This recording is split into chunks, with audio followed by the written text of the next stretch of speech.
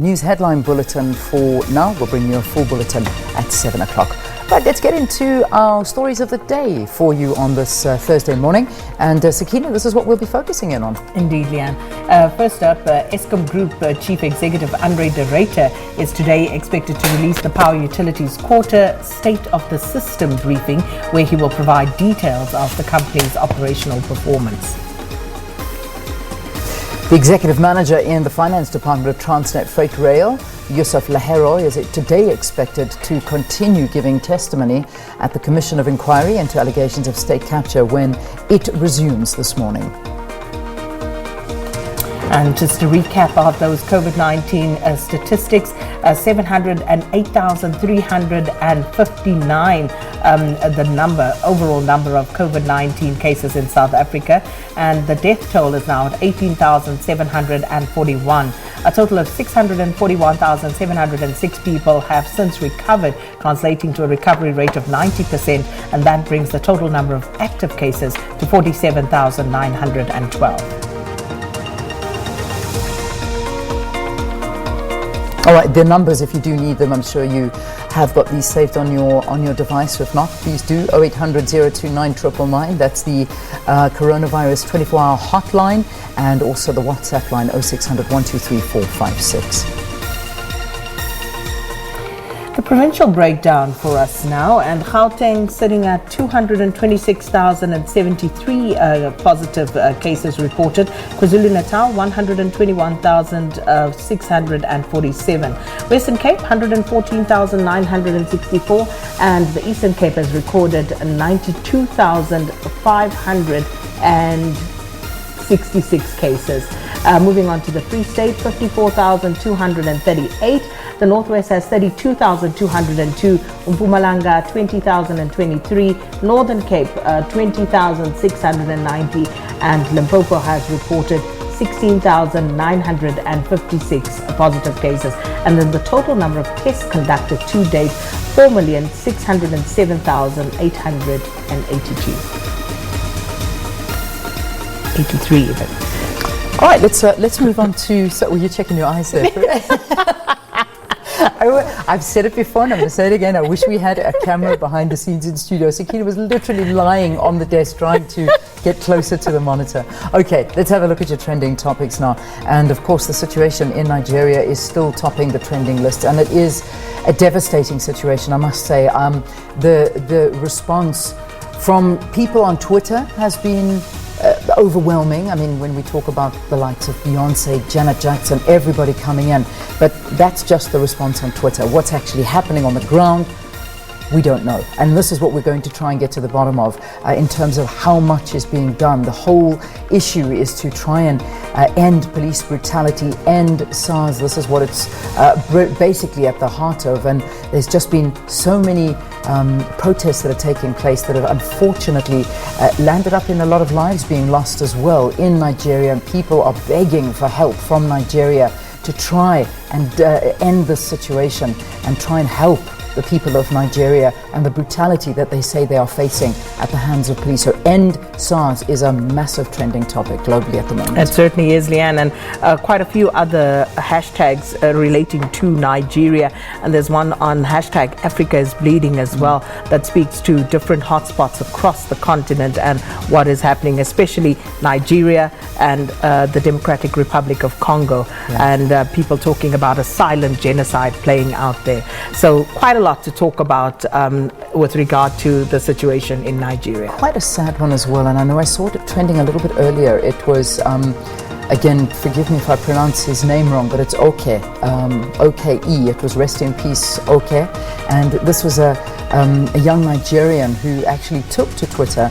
He wrote on his Twitter feed basically saying, please, let's not, we've got to end this violence. We have to do whatever it says to try and help the situation. And I will kind of die for my country if need be. And lo and behold, he was killed. And that was the last thing that he tweeted. So it really, really is such a sad, sad situation that's happening. And we just wish all of the people of Nigeria strength and peace at this time. But like we say, we're going to try and get a little bit more of analysis and find out exactly what is going on. Yeah, and then kind of puts things into perspective, you know, a hashtag in SARS, and we're still talking about details that are sketchy. Yet you also saw this morning another trend coming up saying hashtag SARS must rise. And then like you literally wonder what is going on.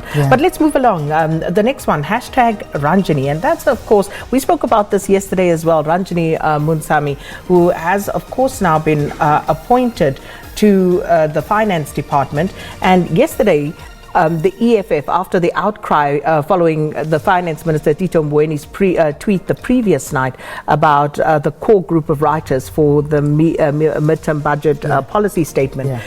After that outcry, the EFF yesterday released a statement saying that they are giving the Department of Finance 7 days to remove Ranjani Munsami from that position.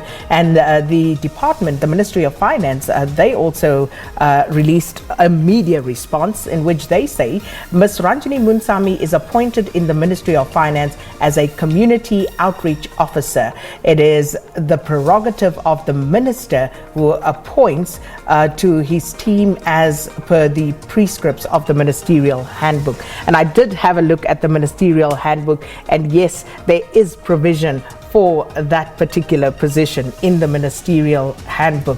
So, but still, it's still trending again this morning. People outraged, disgusted, saying that here's someone who has a cloud hanging over their head. Why would the minister appoint her? And also, what exactly is she supposed to do in terms of her job description as community outreach? And some are asking, if she's a community outreach officer, why is she writing speeches, or is that part of the job description that she would be helping, as the core writing team, etc. So quite a lot being said around this, and we'll ask you for your views as well. Indeed, that is in fact our question of the day, but we'll get to that a bit later on. Just quickly rushing through the rest of our trending topics. Bushiri is still trending, and that of course was after self-proclaimed prophet Shepherd Bushiri and his wife were basically arrested. They handed over to the Hawks, this was in Sandton, and they were basically for the alleged involvement in fraud and money laundering worth 102 million rand.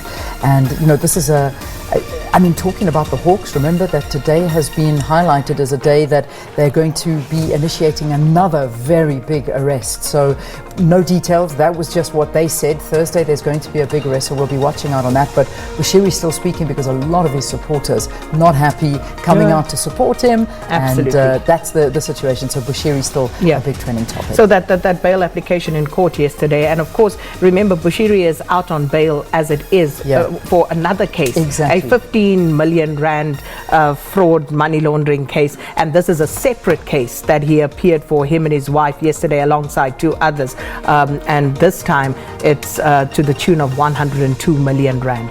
So that's why Bushiri is trending.